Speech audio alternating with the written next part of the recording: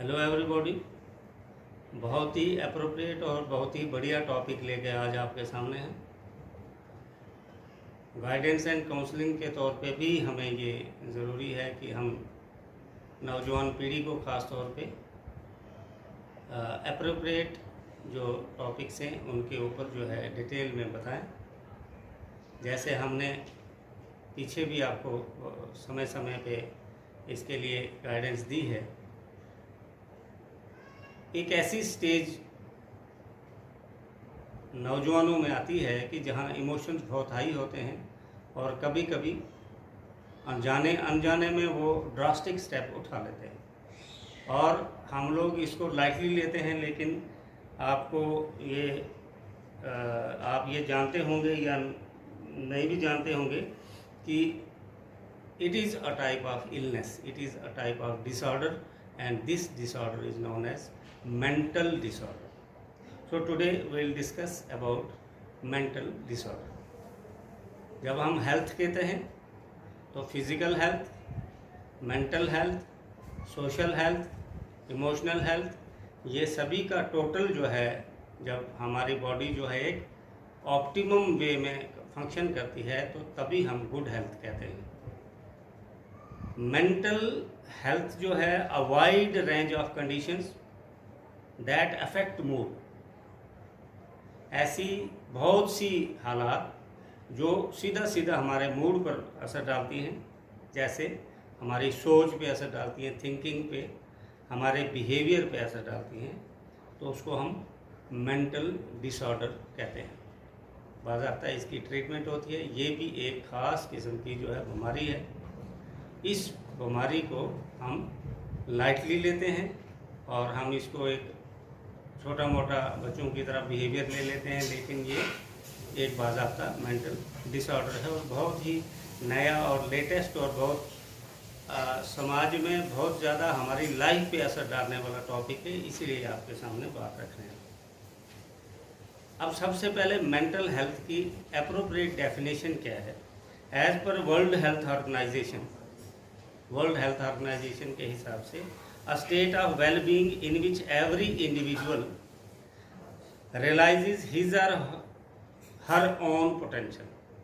जब उसको अपनी कैपेबिलिटीज़ के बारे में पता चलता है कि मेरी पोटेंशियल कितनी है, जब उसको नॉर्मल जो स्ट्रेस होती है उसका मुकाबला करने के लिए वो तैयार हो जाता है, जब उसकी लाइफ प्रोडक्टिव बन जाती है, वो किसी पर बर्डन नहीं बनता है बल्कि दूसरे या देश के लिए हेल्पफुल बनता है और समाज के लिए कुछ न कुछ कंट्रीब्यूट करता है, तो हम कहते हैं कि the person is in good mental health. जब हमारी सोच अच्छी हो, जब हमारा बिहेवियर अच्छा हो, जब हम ये सोचे हैं कि हम क्या तैयार कर सकते हैं, क्या निर्माण कर सकते हैं, कंस्ट्रक्टिव अप्रोच हो, जब हमारे माइंड की पॉजिटिविटी हो, हम नेगेटिविटी से दूर हों, हम डिस्ट्रैक्शन से दूर हों, हम किसी तरह के इल बिहेवियर से दूर हों, तो हम कहेंगे we are in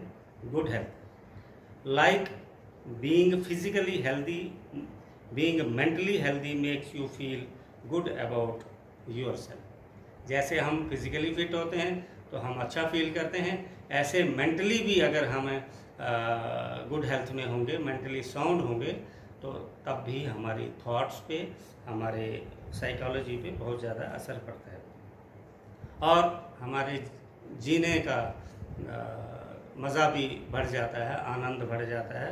it allows us to enjoy the real player of life. Also it allows अस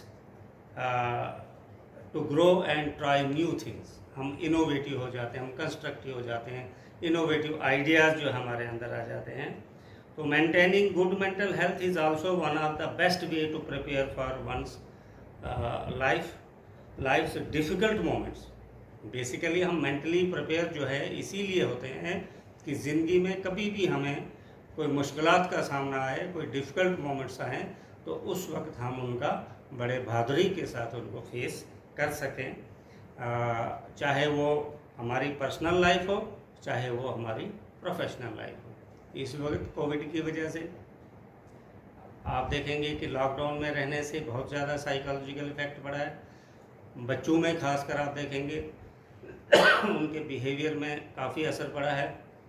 और इस वक्त जब एग्ज़ामिनेशन का प्रेशर पड़ेगा तो इस वक्त आपको स्ट्रेस होना वाजिब बात है। और इस वक्त अगर आप उस स्ट्रेस का मुकाबला बड़ी बहादुरी से करेंगे तो it means you are in good mental health. Now what are various aspects of life that influence or that must be maintain a balance to have good health। कुछ फैक्टर्स ऐसे हैं जिनका आपस में एक बैलेंस होना चाहिए और उन सब का बैलेंस भी होगा, तालमेल भी होगा तो हमारी हेल्थ अच्छी हो जाती है। जैसे सोशल फैक्टर्स हैं, फिजिकल हैं, मेंटल हैं, इकोनॉमिक हैं, स्पिरिचुअल हैं, इमोशनल है। अब कुछ फैक्टर्स डिस्कस कर लेते हैं कि मेंटल हेल्थ हमारी जो हमारे मेंटल डिस्टर्बेंस है, डिसऑर्डर है, इसके पीछे कौन कौन से अनासिर, कौन कौन से तत्व होते हैं। कुछ तो बायोलॉजिकल फैक्टर्स हैं कि हमने हेरिडिटी में अपने फोरफादर्स से ही उसी टाइप के जीन जो है एक्वायर किए हैं, उसमें हम ज़्यादा कुछ कर नहीं सकते हैं। कुछ पर्सनल फैक्टर्स हैं जैसे हमारा लाइफस्टाइल, हमारा सेल्फ एस्टीम, हमारा चाइल्डहुड एक्सपीरियंस। आप फिल्मों में देखते हैं कि बचपन से अगर किसी बच्चे को प्यार मोहब्बत नहीं मिला होगा और वो फुटपाथ पे रहा होगा तो वो ज़्यादातर ऐसे बड़े सख्त मिजाज के और विलेन टाइप के लोग बनते हैं। लेकिन जिसकी परवरिश जो है बड़े ढंग से, प्यार नज़ाकत से की गई हो तो ऑटोमेटिकली उसके बिहेवियर में फ़र्क आता है। जैसे उसके अंदर जो मोहब्बत है, जो उसके अंदर प्यार है, जो उसके अंदर इखलाक है, वो पहला स्कूल माँ की गोद होती है जहाँ से वो बच्चा जो है वो पहली स्कूलिंग लेता है। तो ये आगे पर्सनल फैक्टर्स। कुछ फिज़िकल एनवायरनमेंट हैं जैसे घर की हालात कैसी है, पड़ोसी कैसे हैं, महल्लेदार कैसे हैं, इससे भी मेंटल हेल्थ पे असर पड़ता है। सोशल एनवायरनमेंट है जैसे हमारे रिलेशंस किस किस के साथ हैं, हमारा पीयर ग्रुप कैसा है, हमारा उठना बैठना किन किन टाइप के लोगों के साथ है, हमारे फैमिली हो, चाहे हमारे फ्रेंड्स हों, चाहे हमारे समाज हो, कम्युनिटी हो। फिर इकोनॉमिक कंडीशंस हमारी कैसी हैं, एम्प्लॉयड हैं या नहीं हैं, अगर एम्प्लॉयड हैं तो कितनी इनकम है, अगर अनएम्प्लॉयड हैं तो जॉब ना मिलने के कारण कई बार प्राइवेट जॉब में जाना पड़ता है और उस वक्त भी थोड़ा सा हमारी कंडीशंस में असर पड़ता है। कुछ मोटे मोटे मेंटल डिसऑर्डर्स और उसके बाद में असली पॉइंट पे आऊँगा कि हम इनको कोप कैसे कर सकते हैं। कुछ मेंटल डिसऑर्डर्स हैं जैसे ऑटिज़म स्पेक्ट्रम डिसऑर्डर हैं। ऑटिज़म क्या होता है कि हमारी दूसरों तक बात पहुंचाने की, कम्युनिकेशन की एबिलिटी जो है वो ख़त्म हो जाती है और ये भी एक डिसऑर्डर जो है हमारे माइंड में आ जाता है जिसको ऑटिज़म स्पेक्ट्रम डिसऑर्डर कहते हैं। शिज़ोफ्रेनिया, ये भी ज़्यादातर लोगों को एक गलत चीज़ों पे बिलीव करना शुरू कर देते हैं। डिल्यूजन, जिसको फॉल्स बिलीफ कहते हैं। या हम हेल्यूसिनेशन फील करते हैं। हेल्यूसिनेशन क्या हुआ कि कोई चीज़ है ही नहीं, हम कहेंगे देखो जी मुझे भूत नज़र आ रहा है, देखो जी मुझे माता नज़र आ रही है, देखो जी मुझे फलाना। This is called hallucination. Actually वो चीज़ प्रेजेंट नहीं है लेकिन वो शो करेगा कि मुझे दिख रहा है जी। तो ये भी एक डिसऑर्डर है जिसको शिज़ोफ्रेनिया कहते हैं। और फिर आता है बाइपोलर डिसऑर्डर। इसमें हमारा मूड जो है वो डिस्टर्ब हो जाता है जिससे लोगों के इमोशंस जो हैं वो डिस्टर्ब होते रहते हैं। कभी बहुत ज़्यादा हाई हो जाएंगे इमोशंस, कभी बहुत ज़्यादा लो हो जाएंगे, डिप्रेस हो जाएगा और ये एक्सट्रीम तक पहुंच गया तो ये इतना बुरा इसका असर होता है कि ये हमारे रिश्तों को बर्बाद कर देता है। हमारा एकेडमिक कैरियर जो है वो बर्बाद हो जाता है, वर्क परफॉर्मेंस कम हो जाती है, यहाँ तक कि सुइसाइडल टेंडेंसी भी डेवलप हो जाती है। This is bipolar disorder. Then comes obsessive compulsive disorder, जिसको OCD भी कहते हैं। It is characterised by repetitive unwanted obsessions and irrational excessive urges of certain action. कुछ गलत चीज़ें बार बार हम रिपीट करेंगे, अनवांटेड चीज़ों को बार बार करते जाएंगे, और इनके सिम्टम्स जो हैं वो ज़्यादातर चाइल्डहुड में दिखते हैं, एडोलेसेंस में दिखते हैं, या यंग अडल्टहुड में दिखते हैं। और द सिम्टम्स, इसके जो पहचान है वो तकरीबन हर दिन 1 घंटे के लिए इस टाइप का बिहेवियर आ जाएगा। इसको OCD डिसऑर्डर कहते हैं। एंग्जाइटी डिसऑर्डर, ये बहुत कॉमन है, जिसको OCD भी कहते हैं। पैनिक अटैक, कुछ चीज़ों का फोबिया हो जाना, और कुछ intense feeling of fear, distress, या डेली फंक्शनिंग में जो है वो डिस्टर्बेंस आ जाती है। किसी ऑब्जेक्ट से डर लगना, किसी सिचुएशन से डर लगना, मतलब ये फोबिया हो जाता है। तो फोबिया बेसिकली क्या है कि किसी पर्टिकुलर चीज़ से, ऑब्जेक्ट से हमारे अंदर जो है डर बैठ जाए। Social anxiety disorder, social phobia comes when everyday situations cause someone to become self-conscious and anxious.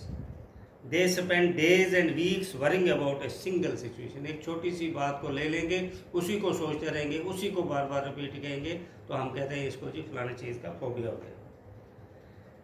Substance use disorder, जिसको हम ड्रग एडिक्शन भी कहते हैं, बहुत कॉमन है आज। अल्कोहल का ले लो, मैरिजुआना का ले लो, कोकेन का ले लो, चर्च का ले लो। नौजवान पीढ़ियाँ तबाह हो गई हमारी। वो फिर उसको एक ऐसी अर्ज पैदा होती है कि वो उसके बिना रह नहीं पाता है। जब तक वो चीज़ उसको मिलेगी नहीं तब तक उसको जो है सेटल नहीं होता है। तो इसको बोलते हैं substance use disorder. Eating disorder, bulimia nervosa, anorexia nervosa and bongi eating disorders are marked by extreme behaviors rooted in complex biological and psychological causes including depression and anxiety.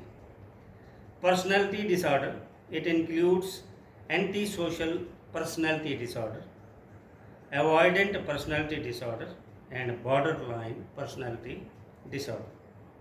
Mood disorder भी ये बहुत common है। It include major depressive disorder, dysthymic disorder. Major depression is a debilitating illness occurring throughout a person's lifetime. इसके symptoms हैं थकावट feel करना, focus नहीं कर पाना, एपिटाइट हमारी जो है रुचि या हमारी जो किसी चाहत जो है किसी चीज़ खाने की या पाने की ख़त्म हो जाए, सुइसाइडल थॉट्स आएँ, और कुछ डिप्रेशन हैं जैसे seasonal affective disorder and post partum depression extra. अब हम मेन पॉइंट्स पे आते हैं कि इसके लिए हमें करना क्या चाहिए। सबसे बेस्ट जो है इसका है कि हमें टाइम पर खाना चाहिए और टाइम पे सोना चाहिए। आजकल बहुत ज़्यादा कॉमन है कि हमें योगा करना चाहिए। योगा में सबसे बेस्ट है ये अनुलोम विलोम।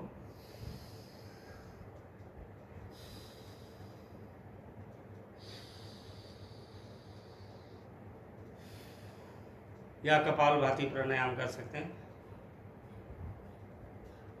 डिफरेंट आसन्स हैं, प्राणायाम हैं जहाँ पर हम सांसों पे कंट्रोल करते हैं, और रेगुलर बेस के करना है। कुछ स्टिमुलेंट्स हैं जैसे कॉफ़ी है, टी है, सॉफ्ट ड्रिंक्स है, एनर्जी बूस्टिंग कुछ चीज़ें, इनको अवॉइड करना, नहीं लेना है। और हो सके तो अल्कोहल हो, ड्रग्स हैं या सिगरेट हैं, इनको पूरी तरह से जो है बिल्कुल हाथ भी नहीं लगाना है। सोशल सर्कल अपना बढ़िया रखना है। पॉजिटिव रिलेशनशिप अपने आसपास के लोगों से रखना है, अपने परिवार से, अपने दोस्तों से, अपने पड़ोसियों से जिनके साथ काम कर रहे हैं। और अपना जो फ्री टाइम है वो अकेले नहीं बैठना है, बल्कि उस फ्री टाइम में कुछ ना कुछ हॉबीज़ जो ऐसे बचपन से हर आदमी में रहती है, उनमें उस फ्री टाइम को उसमें यूटिलाइज़ करना है। ऐसे थॉट्स में नहीं बैठे रहना है। सिंगिंग कर दी, डांस कर दिया, राइटिंग कर दी, कुछ भी जो है उसमें अपना मनोरंजन करना है, जो चीज़ें अच्छी लगती हैं। और अकेला बिल्कुल नहीं रहना है। स्ट्रेस जो है रिड्यूस करने के लिए डीप ब्रीथ करना है। डीप ब्रीथ कैसे करना है? जैसे हम लेते हैं डीप ब्रीथ, रोकना है जितनी देर रोक सकते हो और धीरे धीरे छोड़ना है, रिलैक्स फील करना है। अगर इसके साथ साथ अपने अपने मज़हब के हिसाब से अपने अपने कुछ ईश्वर परमात्मा अल्लाह ताला का भी इबादत करते रहते हैं तो वो सोने पे सुहागा हो जाता है, डबल हो जाता है। एक और तरीका है, जब कभी आपको डिप्रेशन फील हो, जब आपका मूड जो है डिस्टर्ब हो, अपने नेल्स को देखिए और काउंट कीजिए 10, 1 2 3 4 5 6 7 8 9 10, 10 9 8 7 6 5 4 3 2 1। आप इसको जो है धर्म के साथ जोड़कर भी कुछ ना कुछ जो है कर सकते हैं। थोड़ा सा डीप ब्रीथ आपने करना है, अपने आप में कॉन्फिडेंस जो है बड़ा रखना है। अहम ब्रह्म, संस्कृत में कहते हैं मैं ब्रह्म हूँ, I am the best, I am the greatest. जिस वक्त इंसान को अपने आप से भरोसा उठ जाए उसी वक्त ऐसी टेंडेंसी बनती है अपने आप से कभी भरोसा उठने नहीं देना, ये ज़रूर कहना कि मैं बेस्ट हूँ। और जब कभी अगर आपको ऐसे डिप्रेशन फील हो तो अपने आसपास देखना, कई ऐसे बेचारे होंगे जिनके हाथ पाँव ही नहीं हैं, जिनकी हालत आपसे बहुत दूर तक खराब होगी। तो जब आप अपना आप उनसे कंपेयर करेंगे तो आपको अंदर से एक आवाज़ आएगी कि नहीं यार, उनसे तो मैं अच्छा हूँ।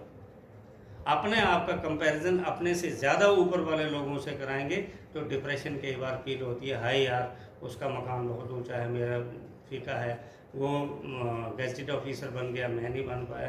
तो अपना जो है देखना है कि मैं कई लोगों से बेटर हूँ।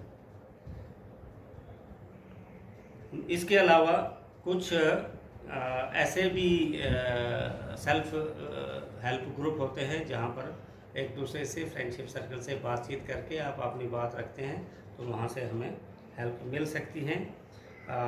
एम्प्लॉइज़ अगर हैं तो मीटिंग जो है इकट्ठी करते रहना है, अपने साथियों को एनकरेज करना है कि कंपनी में रहकर इकट्ठे काम करें, और ट्रेनिंग प्रोग्राम जो है बढ़िया से बढ़िया डेवलप करने हैं। और साइकोलॉजिकल हैरासमेंट किसी तरह की नहीं करनी है, चाहे छोटा मुलाजम हो चाहे बड़ा मुलाजम हो। तो बेस्ट तरीका ये है कि अपना लाइफस्टाइल चेंज नहीं करना है, रेगुलर बेस पे योगा एक्सरसाइजेज करनी है, वेंटिलेटेड एरिया में रहना है। कुदरत ने हमको सब ये कुदरती नज़ारे दिए हैं, पानी के झरने दिए हैं, ठंडी ठंडी हवा दी है, ये सोने खूबसूरत मैदान दिए हैं, ये पहाड़ दिए हैं, ये हरियाली दी है। नेचुरल एनवायरनमेंट के साथ तालमेल करके हमने रहना है, अपने आप को अकेला फील नहीं करना है, because we are social animal. तो ये टॉपिक इसलिए चुना गया क्योंकि आजकल का जो दौर है इसमें कई बार बच्चे जो हैं ड्रास्टिक स्टेप उठा लेते हैं। तो आइए हम